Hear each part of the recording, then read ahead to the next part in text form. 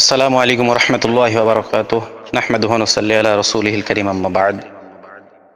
মসজিদে নববী ইসলামের ইতিহাসে, ঐতিহ্যে, সব দিক থেকেই মুসলিম জাহানের দ্বিতীয় বৃহত্তম মসজিদ এবং ফজিলতপূর্ণ মসজিদ। আল্লাহ পাকের পক্ষ থেকে খাস রাহমাত ও বরকতওয়ালা মসজিদ।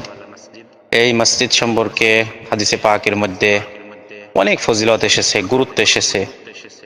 কিছু কিছু রিওয়ায়াতের মধ্যে এসেছে যে এই মসজিদের যে হারাম এলাকা, এবং হাদিসে পাকের মধ্যে আসছে হুজুর সাল্লাল্লাহু আলাইহি সাল্লাম নিজে এটাকে হারাম ঘোষণা করছেন। এই মসজিদের অত্র অঞ্চলকে, আশপাশকে হারাম ঘোষণা করছেন। এই এলাকাতে যদি কেউ গুনাহ সংগঠিত করে, কোনো অন্যায় কাজ করে, কোনো বেদাতি কাজ করে, তার সম্পর্কে অনেক ধমকি এবং অনেক ক্ষতির কথা বলা হয়েছে। সেজন্য এখানে খুব সতর্কতার সাথে থাকা, এবং আল্লাহ পাকের পক্ষ থেকে লানতের কথা বলা হয়েছে, সমস্ত মুমিনের পক্ষ থেকে লানতের কথা বলা হয়েছে বুখারী, মুসলিম সহ বিভিন্ন রিওয়ায়াতের মধ্যে।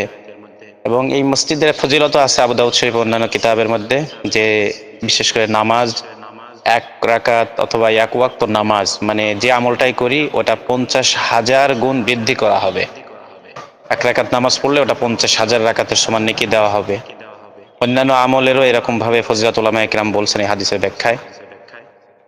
এবং মক্কা শরীফ, এটা যেমন আশপাশের এলাকাকে হারাম ঘোষণা করা হয়েছে, ইব্রাহিম আলাইহিস সালাম হারাম ঘোষণা করছেন আল্লাহ তাআলার পক্ষ থেকে, তেমনি হুজুর সাল্লাল্লাহু আলাইহি ওয়াসাল্লাম মদিনা এবং এর আশপাশের অঞ্চলকে হারাম ঘোষণা করছেন।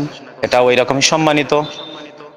এবং এখানে যে বিশেষ করে নবীজি সাল্লাল্লাহু আলাইহি সাল্লামের রওজা রয়েছে, আবু বকর ওমর রাদিয়াল্লাহু আনহুমার কবর মোবারক রয়েছে, এবং জান্নাতুল বাকি, এখানে কমবেশি 10,000 সাহাবীর কবর রয়েছে, এবং আজ পর্যন্ত তাবেঈন, তাবে তাবেঈন এবং বড় বড় মনীষীদের কবর এখানে রয়েছে।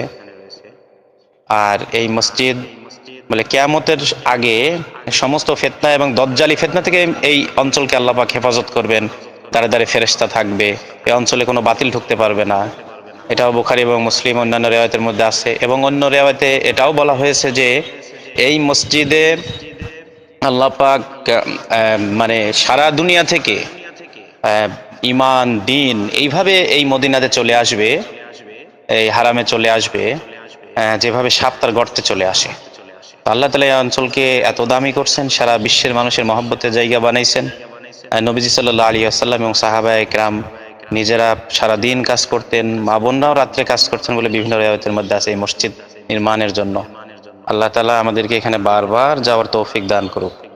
আখিরু দাওয়ানা আলহামদুলিল্লাহি রাব্বিল আলামিন। আমিন।